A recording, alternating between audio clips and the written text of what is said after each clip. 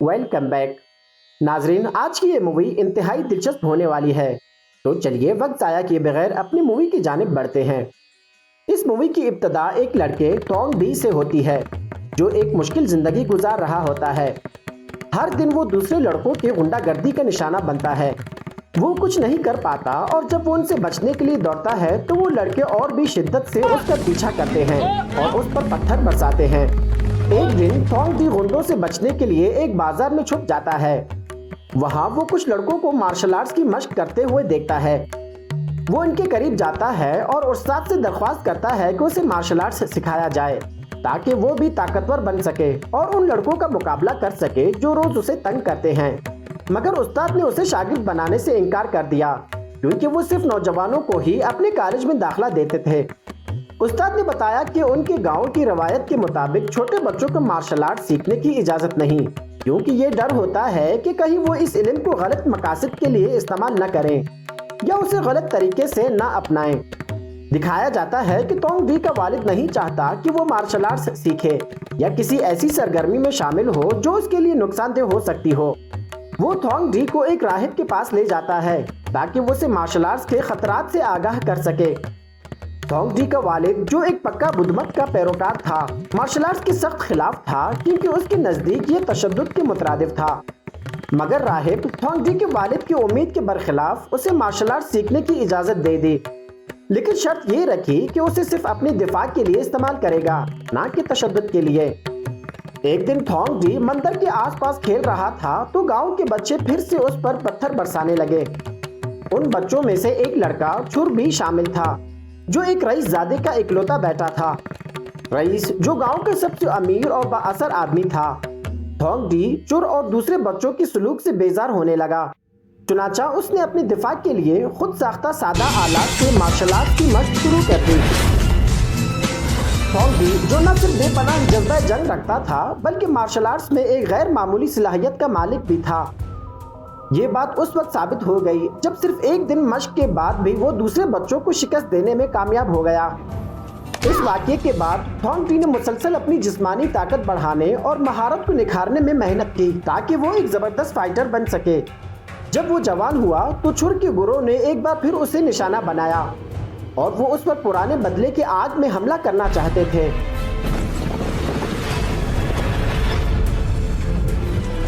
हालांकि वो घोड़ों और तेजदार हथियारों के साथ आए थे, मगर थोंग डी ने होशियारी से उन्हें जंगल में ले जाकर एक एक करके सबको शिकस्त दे दी।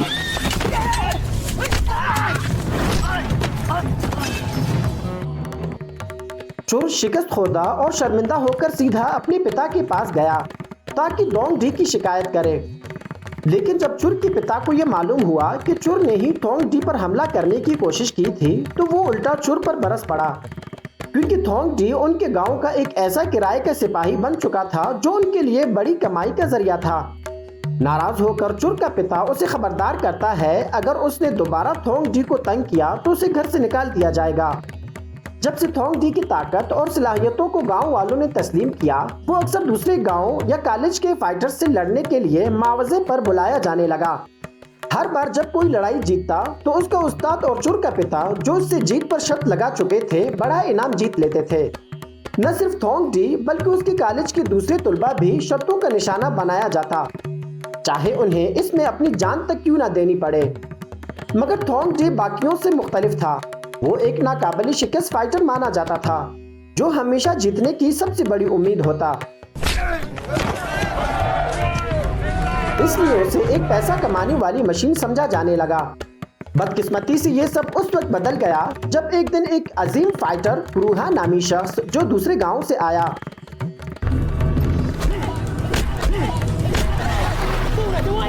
कुरुहा ने थोंग डी को बुरी तरह घेर लिया और उसे इस कदर मारा कि वो बेहोश होकर जमीन के गिर पड़ा। उस्ताद और दूसरे शागिर्द उससे मायूस हो गए और उसे दरिया के किनारे अकेले छोड़कर वापस लौट गए। थोड़ी ही देर बाद एक नौजवान, जो शराब के नशे में डूबा हुआ था, थोंग डी की मदद को आया और उसे दरिया के किनारे खींच लाया। जब थोंग डी को होश आया तो उसने फौरन उस शख्स से पूछा कि उसका उस्ताद और बाकी शागिर्द कहाँ गए हैं। उस आदमी ने बताया कि वो सब उसे छोड़ गए हैं, क्योंकि अब वो इनके लिए पैसा कमाने के काबिल नहीं रहा। ये सुनकर थोंग जी को अपने उस्ताद पर सख्त मायूसी हुई कि सिर्फ पैसे की खातिर उसे तन्हा छोड़ दिया गया। उस आदमी ने उसे बताया कि थोंग जी की सारी पुरानी फाइट्स कमजोर थीं, जिसमें कोई खास टेक्निक नहीं थी। उसने मशवरा दिया कि थोंग जी को मुख्तलिफ इलाकों का सफर करना चाहिए और असल मार्शल आर्ट्स सीखनी चाहिए, क्योंकि गांव में जो कुछ सिखाया जाता है वो सिर्फ जाली फन है। थोंग जी ने उसकी बातों पर अमल किया और एक बेहतर मार्शल आर्ट्स कॉलेज की तलाश में निकल पड़ा। काफी फासला तय करने के बाद वो एक गांव में मौजूद मार्शल आर्ट्स कॉलेज तक पहुंचा और फौरन वहां तरबियत हासिल करना शुरू कर दी। कॉलेज के उस्ताद ने जब थोंग जी की अचानक आमद देखी तो उसने उसकी शिनाख्त और आने का मकसद पूछा। थोंग जी ने बताया कि वो जानबूझकर मुख्तलिफ मार्शल आर्ट्स कॉलेजों का सफर कर रहा है ताकि मुख्तलिफ टेक्निक्स सीख सके। ये सुनकर उस्ताद ने उसे इजाजत दी ताकि वो दूसरे फाइटर्स के साथ तरबियत में हिस्सा ले सके। चंद ही दिनों में थोंग जी की जिस्मानी ताकत और लड़ने की सलाहियत उस्ताद को बहुत मुतासिर करने लगी, क्योंकि उसने कम वक्त में कई फाइटर्स को शिकस्त दे दी थी। चुनांचा उस्ताद ने उसे एक खास टेक्निक सिखाई जिसके जरिए वो अपने मुखालिफिन को ज्यादा आसानी से शिकस्त दे सकता था।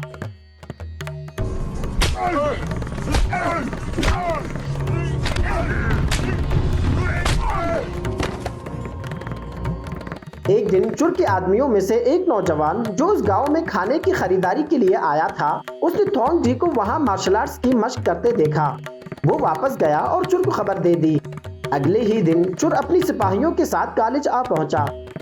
चुर ने कॉलेज के असातिज़ा को धमकी दी कि वो थोंग जी को उनके हवाले कर दें, वरना वो पूरे गाँव को जला देंगे। ये धमकी सुनकर उस्ताद को सख्त गुस्सा आया, क्योंकि चुर ने उनके कॉलेज की इज्जत पर हमला किया था। चुर के मुहाफिजों में से एक उस्ताद से उलझने लगा और यहाँ तक कि उसके बेटी को अगवा करने की कोशिश करने लगा। सूरत हाल बिगड़ने से पहले थोंग जी ने खुद को चुर के हवाले करने का फैसला किया ताकि गांव में फसाद ना हो। चुर ने थोंग जी के हाथ बांध दिए और उसे अपने घोड़े से घसीटते हुए ले जाने लगा और थोंग जी बेबस होकर मुजाहिमत के बगैर उनके साथ चल पड़ा।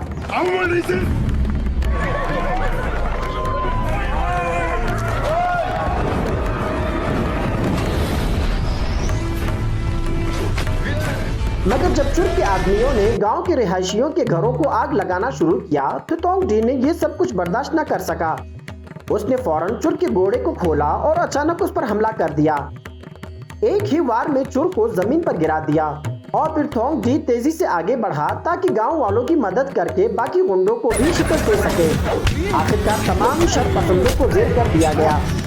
चुर को एक बार फिर शिकस्त तस्लीम करनी पड़ी और वो शर्मिंदा होकर वहां से भाग निकला। जब आग बुझा दी गई और गांव में सुकून वापस आ गया तो थोंग जी ने कॉलेज के उस्तादों और शागिर्दों से रुखसत लेने का फैसला किया। थोंग जी जान चुका था कि अगर वहां मजीद रहा तो पूरे गांव को खतरा लाहक हो सकता है, लिहाजा उसने अपनी जद्दोजहद का सफर जारी रखने का फैसला किया। दूसरी तरफ चुर का पिता अपने बेटे पर सख्त नाराज था, क्योंकि वो थोंग जी को वापस लाने में नाकाम रहा, जिससे वो अपनी सबसे कीमती कमाई का जरिया खो बैठा था। चुर और उसके आदमी अब उन लोगों से बदला लेने का मंसूबा बना रहे थे जिन्होंने थोंग जी की मदद की थी। वो यहाँ तक सोच रहे थे कि गांव के दीगर अफराद को अगवा करके जंगल में ले जाएं और एक एक करके सबको कत्ल कर दें। उधर थोंग जी जब जंगल से गुजर रहा था तो एक नौजवान बेनकात चुपके से उसके पीछे पीछे चलने लगा। दर हकीकत बेनकात थोंग जी के साथ सफर करना चाहता था, क्योंकि वो इससे मार्शल आर्ट्स सीखने में दिलचस्पी रखता था। एक दिन थोंग जी और बेनकात एक गांव में पहुंचे जहां फनून लतीफा का शो हो रहा था। बेनकात ने शो के मैनेजर लड़की लिंग लिंग से जाकर पूछा कि क्या उसे मजीद कारकुनों की जरूरत है।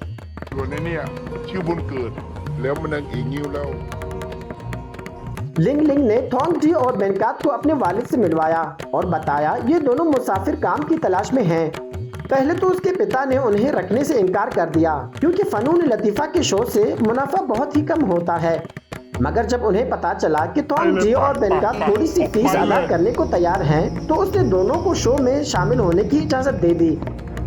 यूं वो दोनों उस रात फनकारों के तौर पर काम करते रहे ताकि खाने के लिए कुछ पैसे कमा सके। अगली सुबह जब बेनकात नींद से बेदार हुआ तो उसने देखा कि थोंग जी पहले ही जंगल की तरफ रवाना हो चुका था। उसी वक्त चुर और उसके सिपाही अपने मंसूबे पर अमल पैरा हो चुके थे। गांव वालों पर हमला करने और दहशत फैलाने का आगाज हो चुका था। उन्होंने घोड़ा गाड़ी पर हमला किया जिसमें एक लड़की लिम्योंग सवार थी। खुशकिस्मती से थोंग डी उस वक्त वहां से गुजर रहा था। उसने फौरन हमलावरों से लड़ाई की और लिमियोंग को बचा लिया।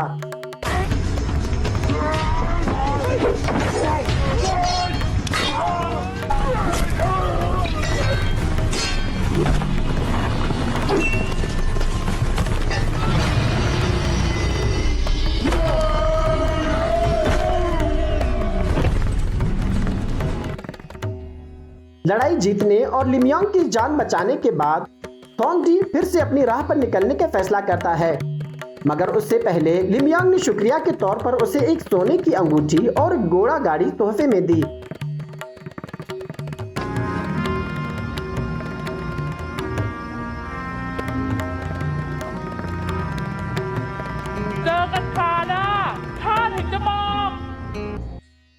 थोड़ी देर बाद थोंग डी एक नए गांव में पहुंचा और फौरन वहां खुद तालीम और तरबियत के मुतालिक दरियाफ्त करने लगा। उसे मालूम हुआ कि इस गांव का मार्शल आर्ट्स कॉलेज मगरबी इलाके के बेहतरीन इदारों में से एक है। ये जानकर वो फौरन कॉलेज के उस्ताद से मिलने गया ताकि उसे वहां तालीम हासिल करने की इजाजत मिल सके।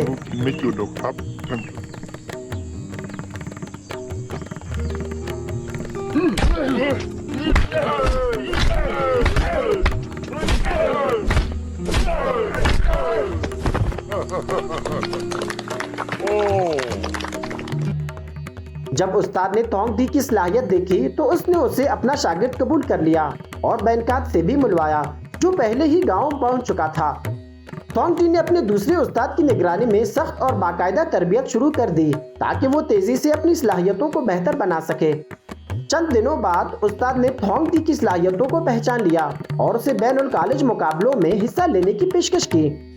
थोंग डी ने रोजाना सख्त मेहनत शुरू कर दी ताकि वो ये मुकाबला जीतकर अपने कॉलेज का नाम रोशन कर सके।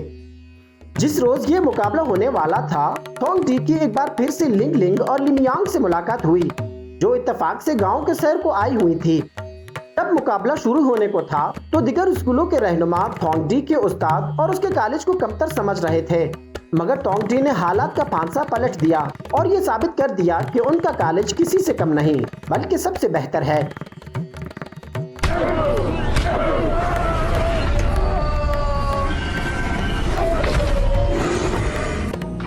थोंग डी ने मुखालिफ कॉलेजेस के बेहतरीन फाइटर्स और यहाँ तक कि उनके असातिज़ा को भी शिकस्त दे दी और उन्हें जलील कर दिया। मुकाबला खत्म होने के बाद थोंग डी ने उस्ताद से रुखसत ली ताकि वो मजीद मार्शल आर्ट्स की टेक्निक्स सीख सके और अपनी सफर जारी रख सके। अब के सफर में थोंग डी, बैनकात, लिंग लिंग और एक और नौजवान साथी हो गए। जब ये काफिला तीसरे गांव में पहुंचा तो उनकी मुलाकात एक बूढ़े आदमी से हुई जो अक्सर नशे में रहता था लेकिन हथियार चलाने में बेहद माहिर था। थोंग डी और उसके साथियों ने उसे चंद शराब की बोतलें देकर उससे तरबियत लेना शुरू कर दी।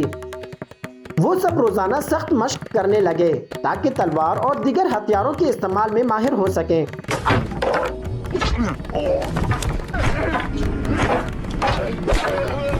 मुख्तसरन सख्त तरबियत के बाद थोंग डी और उसके साथी तलवारबाजी में महारत हासिल करने में कामयाब हो गए और बतौर इनाम उन्हें एक हथियार भी तोहफे में मिला।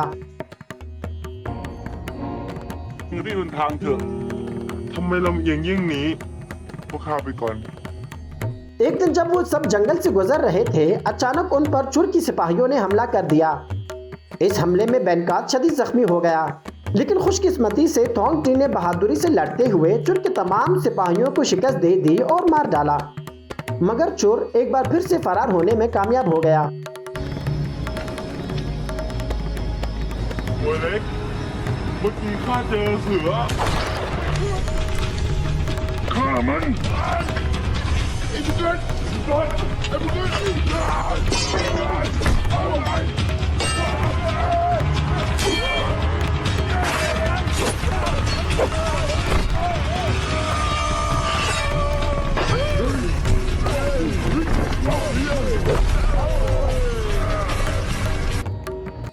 थोंग डी और उसके साथी फौरन बैनकात को लेकर करीबी गांव की तरफ रवाना हो गए ताकि वहां किसी हकीम से उसका इलाज कराया जा सके।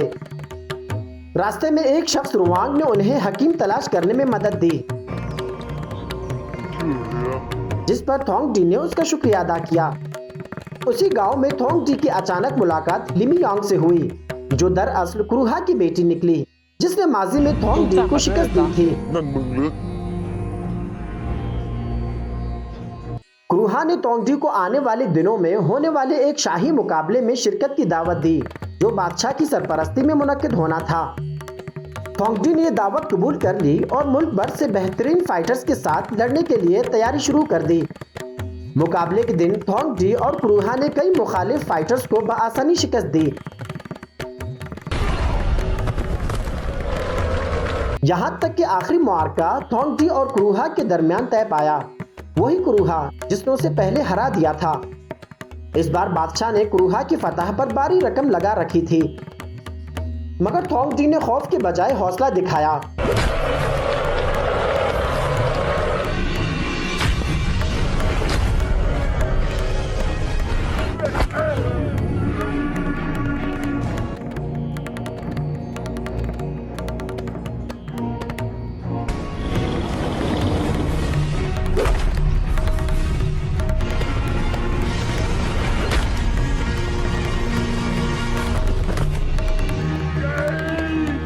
और अपनी अब तक सीखी गई मुख्तलिफ मार्शल आर्ट्स की टेक्निकों को इस्तेमाल करते हुए आखिरकार क्रूहा को शिकस्त दे दी।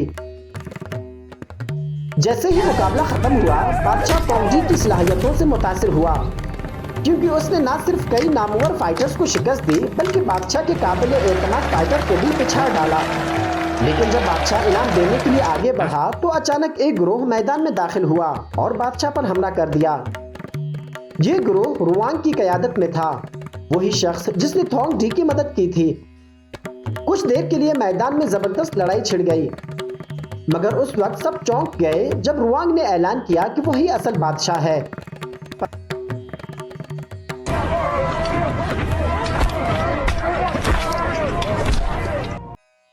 पता चला जो बादशाह अब तक मुकाबलों की मेजबानी कर रहा था, वो असल में एक जाली बादशाह था, जो सिर्फ शर्तों के जरिए दौलत कमाना चाहता था। रुआंग ने कामयाबी से अपनी बादशाही वापस हासिल कर ली और जाली बादशाह को गिरफ्तार कर दिया। इसके बाद उसने थोंग डी को सल्तनत का सिपाह सालार मुकर्रर किया। इसके साथ ही इस खूबसूरत सी मूवी की कहानी यहीं पे ख़त्म हो जाती है। अगर आपको हमारी इस मूवी की कहानी अच्छी लगी तो हमारे इस चैनल को लाइक और सब्सक्राइब कीजिएगा।